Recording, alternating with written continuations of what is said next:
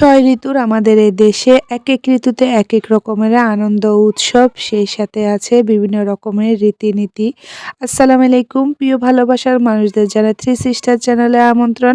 আশা করি সবাই ভালো আছেন। আলহামদুলিল্লাহ, আল্লাহর রহমতে আমরাও ভালো আছি। শীত আসলে যেমন প্রত্যেকটা ঘরে পিঠে পুলির আয়োজন শুরু হয়ে যায়, সেই সাথে সেই পিঠেগুলো নিয়ে আত্মীয় স্বজনের বাড়িতে ঘুরতে যাওয়ারও একটা রীতি রয়েছে।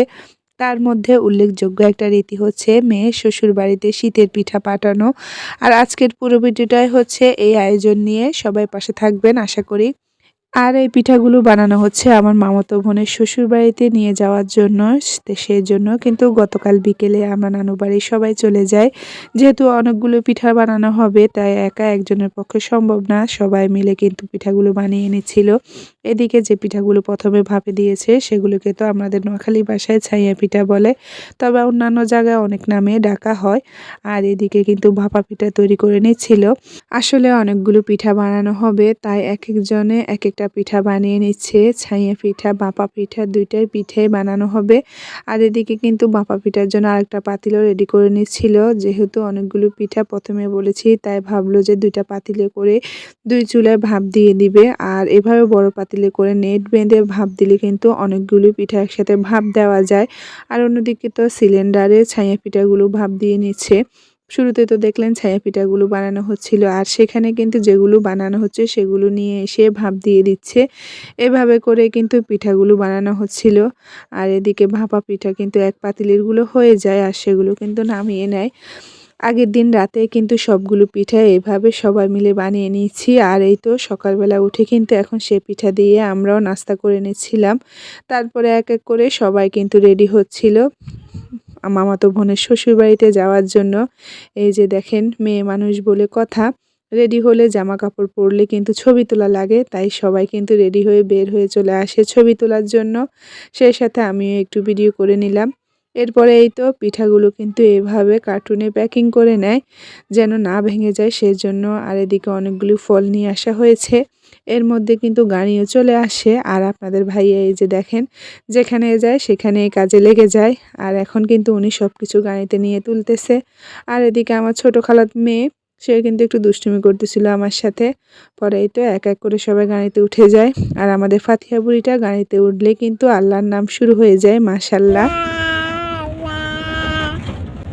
ইল্লাল্লাহ ইল্লাল্লাহ। হ্যাঁ, ফাথিয়া বুড়ির সাথে দুষ্টুমি করতে আর সবার সাথে গল্প করতে করতে কিন্তু আমরা সবাই চলে আসি মামাতো বোনের শ্বশুর বাড়িতে। মাশাল্লাহ, আমার মামাতো বোনের শ্বশুর বাড়িটা অনেক সুন্দর।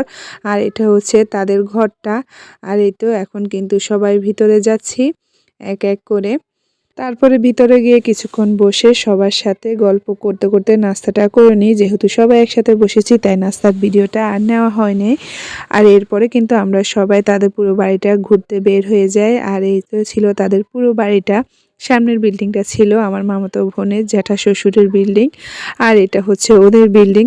মাশাআল্লাহ, তাদের পুরো বাড়িটাই কিন্তু অনেক সুন্দর।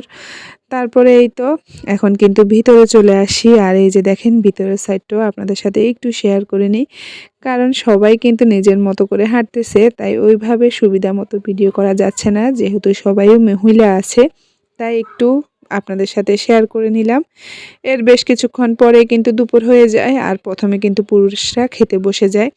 এই তো পুরুষদের খাওয়ার পরে কিন্তু এখন আমরাও বসে যাই। আলহামদুলিল্লাহ, খাবারগুলো কিন্তু অনেক মজা হয়েছে। আর খাবারে ছিল অনেক ধরনের আয়োজন, মুরগির রোস্ট, হাঁসের মাংস, কালো ভুনা, মাছ ভাজা, সবজি, ভর্তা, অনেক কিছুই ছিল। এদিকে তো আমি ভর্তাটা আরেকবার চেয়েও নিচ্ছিলাম। দুপুরে খাওয়া দাওয়া শেষ করে তারপরে সবাই বলতেছে যে ছাদে যাবে, তাই সবাই মিলে ছাদে উঠে যাচ্ছি। এর মাঝে আমার ছোট্ট একটা রিকোয়েস্ট, প্রতিদিনের মতো আমার ভালোবাসার মানুষদের কাছে, যদি আপনাদের কাছে আমার এই ভিডিওটা ভালো লেগে থাকে, তাহলে একটা লাইক দিয়ে পুরো ভিডিওটা দেখে সুন্দর একটা কমেন্ট করবেন, কারণ আপনার একটা লাইকে আমার ভিডিওটা অন্য মানুষের কাছে পৌঁছে যাবে। আর নতুন হলে চ্যানেলটা সাবস্ক্রাইব করে রাখবেন, আর অল অপশনটা চালু করে রাখবেন, তাহলে ভিডিও ছাড়া মাত্র আপনাদের কাছে পৌঁছে যাবে। এই তো ছাদে আমরা সবাই বেশ কিছুক্ষণ ঘোরাফেরা করি। আর নিচে কিন্তু পুরুষরা আমার মামাতো বোনের শ্বশুরের সাথে কথা বলতেছিল। তাদের বাড়িটাও অনেকটাই নিরিবিলি, তাই সবাই কিন্তু যার যার মতো করে ঘুরে বেড়াচ্ছে। এরপরে বিকেল হয়ে যায় আর বিকেলবেলা কিন্তু অনেক ধরনের নাস্তার আয়োজন ছিল, রোল ছিল, চিকেন পরোটা ছিল, দধি ছিল। সবাই সবার মতো নাস্তা করে তারপরে বাড়ির জন্য রওনা দিয়ে দিই। এই ছিল আজকের আয়োজন। সবাই ভালো থাকবেন। আল্লাহ হাফেজ।